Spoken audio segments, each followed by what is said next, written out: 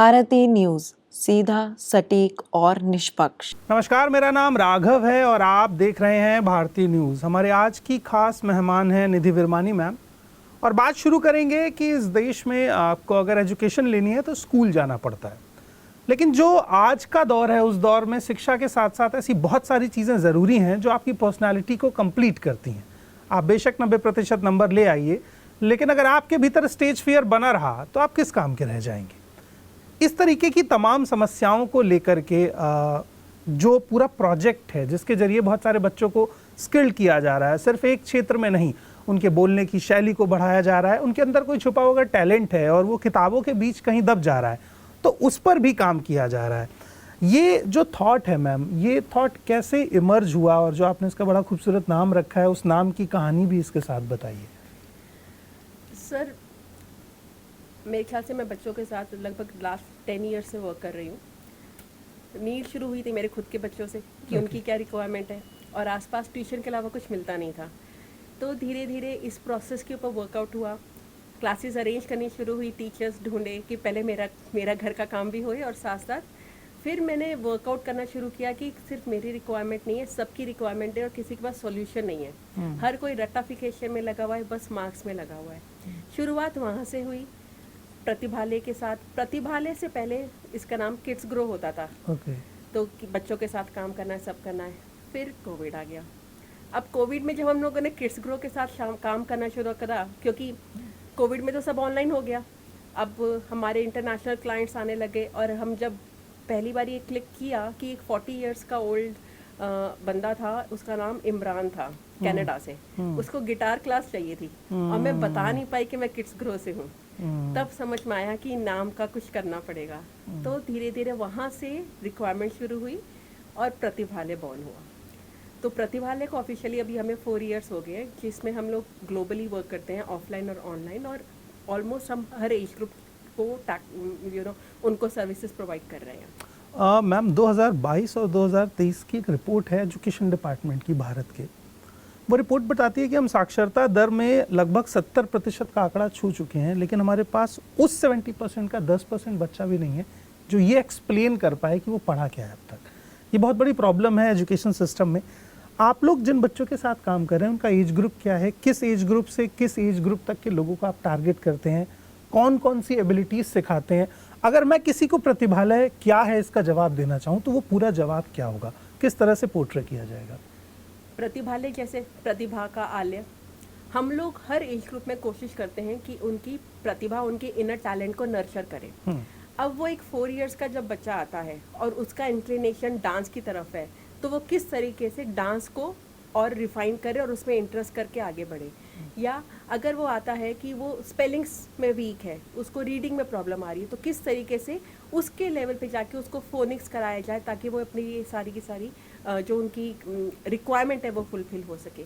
अब women entrepreneurs हैं, सब कुछ डिजिटली हो गया, सबको फेसबुक पे प्रमोट करना है, इंस्टाग्राम पे प्रमोट करना है, पर जब कुछ एडिट करना होता है, कोई रील बनानी होती है, कोई सर्टिफिकेट भी बनाना होता है, उनको अपने बच्चों को बोलना पड़ता है, बच्चों के पास टाइम नहीं है, हम उनको एम्पावर करते हैं। तो हम लोग हर एक कहते हैं ना, हर सेक्शन की रिक्वायरमेंट के हिसाब से हम लोग वर्कआउट करते हैं, और बहुत सिंपल, जैसे बोलते हैं ना, इन लेडीज़ के लिए हम लोग ऑनलाइन ट्यूशन चलाते हैं कि आपने कैनवा कैसे यूज़ करना है। हम उनको ऑनलाइन ट्यूशन कराते हैं कि आपने इंस्टाग्राम की रील कैसे एडिट करनी है और इंस्टाग्राम पे पोस्टिंग कैसे करनी है। ब्यूटीफुल।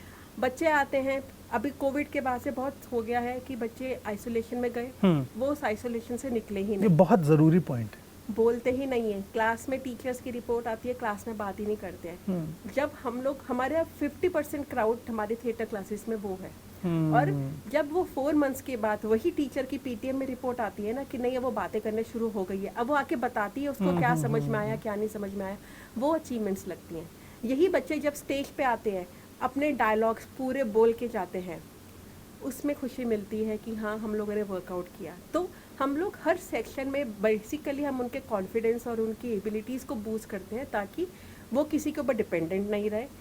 खाली एजुकेशन भी, जैसे आपने बोला, एजुकेशन ले तो ली, एक्सप्रेस तो करनी आई, 100% स्कोर कर लिया, आप इंटरव्यू क्रैक तो कर नहीं पाए, वो 100% स्कोर भी आपके लिए भारी है।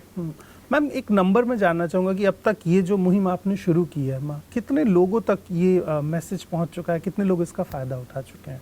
अभी मैं बोलूँ, हम जैसे ग्लोबली हम लोग प्रेजेंट है, हम लोगों ने सुबह 5 बजे से क्लासेस शुरू करी है, रात के 2 बजे तक क्लासेस करी So हैं nice. कोविड के टाइम पे। और इतने 4 इयर्स में अगर मैं बोलूँ, हम लगभग 500 लाइव्स को टच कर चुके हैं, नाइस। रेगुलर कोर्सेज के रूप में, शॉर्ट वर्कशॉप्स के रूप में, या फिर आपको मैं बताऊं, कुछ बच्चे तो ऐसे हैं जो 4 साल पहले जब हमारे साथ जुड़े थे वो आज तक हैं ऑनलाइन, कनाडा के, यूएस के, जो आज तक सुबह मेरी टीचर सुबह 5 बजे उठ के उनके लिए क्लासेस लेती हैं। वाह, वंडरफुल। तो लगभग 5005 से, यस, ये एक बड़ा नंबर है, और ये मतलब 5000 लोगों को आपने स्किल्ड किया है, उनकी लाइफ में एक बहुत बड़ा चेंज आया है। एक लास्ट क्वेश्चन मैं लूँगा, बहुत ज़रूरी, इस बीच में देखता भी हूँ, कोविड के बाद से जिस तरीके से सोशल मीडिया और डिजिटल मीडिया में इंटरेस्ट बच्चों का बढ़ा, उनका इंटरेक्शन स्पैन छोटा होता चला गया और एक बड़ा कम्युनिकेशन गैप है पेरेंट्स के साथ भी, टीचर्स के साथ भी। इसका क्या सॉल्यूशन है? ऐसे केसेस आते हैं आपके पास, पेरेंट्स अपने बच्चों को लेकर के आते हो कि इंटरेक्शन नहीं हो रहा है, क्या सॉल्यूशन आपकी नज़र में है? सर देखो, इंटरेक्शन इसलिए भी नहीं हो रहा है क्योंकि खाली बच्चों को ब्लेम करना कोई करेक्ट बात नहीं है, बच्चों ने भी सीखा ही है कहीं से, हाँ, ऑब्वियसली, है ना।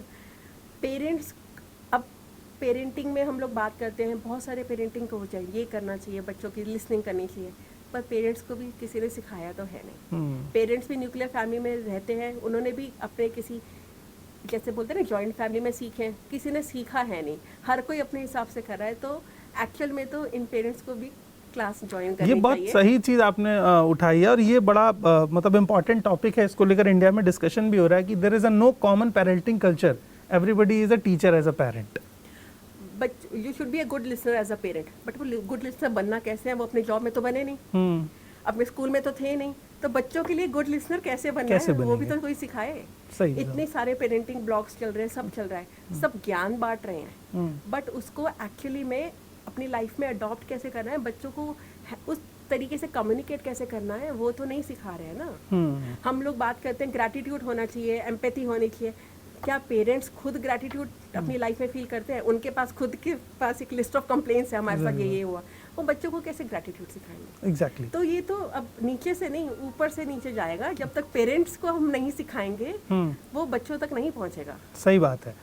तो हमारे तमाम दर्शकों से भी मेरा ये अनुरोध रहेगा कि जिस तरीके से बगीचे में केवल पौधा लगा देने से आप इस बात के लिए आश्वस्त नहीं हो सकते कि वो एक दिन बड़ा पेड़ बनेगा, उसके लिए आपको उसकी जड़ों को भी सींचना पड़ेगा, खाद पानी भी देना पड़ेगा। ठीक उसी तरह स्कूल तक पहुंचाने के बाद आपके बच्चे का कंप्लीट डेवलपमेंट होगा, इसकी गारंटी नहीं है। उसकी तमाम स्किल्स जो स्कूल से बाहर हैं, क्लासरूम से बाहर हैं, किताबों से बाहर हैं, वो सब सीखने के लिए आप एक बार प्रतिभालय ज़रूर जाएं, ताकि आपके बच्चे के भीतर किसी प्रतिभा की कमी ना रह जाए। और ये सिर्फ मैं इसलिए नहीं कह रहा हूँ क्योंकि प्रतिभालय एक आखिरी ऑप्शन है, ऐसे तमाम सारे ऑप्शन हैं, मगर मैं प्रतिभालय आपको इसलिए रिकमेंड करूँगा क्योंकि लगभग 5000 लोग इस ऑप्शन के साथ जुड़े हुए हैं, और जो परिवार बड़ा होता है उसकी सोच का नज़रिया भी बड़ा होता है। बहुत बहुत शुक्रिया, इस एपिसोड में बने रहिए, ऐसी तमाम अपडेट्स हम आपके साथ लेकर आते रहेंगे। तब तक के लिए आप सब्सक्राइब कर दीजिए भारती न्यूज़ को, ताकि आपके लिए ऐसी रोचक जानकारियां हम लेकर आते रहें। बहुत बहुत शुक्रिया मैम हमसे जुड़ने के लिए। Thank you so thank you so much.